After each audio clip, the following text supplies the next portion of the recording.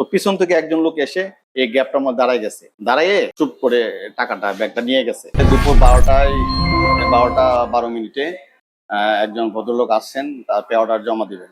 তো কাউন্টারে এসে ওনার একটা লাল একটা শপিং ব্যাগে প্রায় 7 লক্ষ টাকা ছিল। শপিং ব্যাগটা রেখে কাউন্টারে উনি ভাষণ লিখতেছেন। তো হঠাৎ করে উনি কি কারণে যেন একটু প্রায় এক হাত একটু সরছেন, একটু দূরে গেছেন, কিন্তু টাকাটা উনি আর সাথে করে নেন নাই, টাকার জায়গায় ছিল।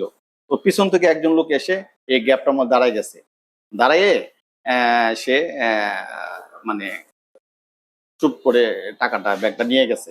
আসলে এখানে যদি গ্রাহক যদি টাকাটা হাতে ধরে রাখতো বা সে একটু সরছে, টাকাটা যদি সাথে করে নিয়ে যেত, তাহলে আপনার এই যে অপরাধী এই সুযোগটা পায় নাই। তো গ্রাহকের একটু অসাবধানতা ছিল। আর আসলে আমরা এই ঘটনার পরে আমরা নিজেরও আসলে খুব খারাপ লাগতেছে এই বিষয়টা।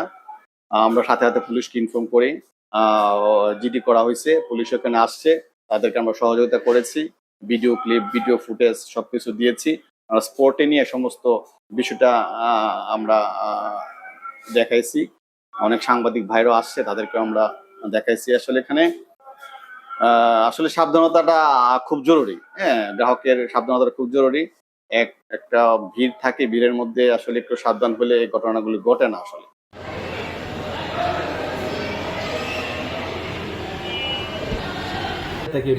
সাড়ে 11টায় দিকে পরে বেরিয়ে গেছে।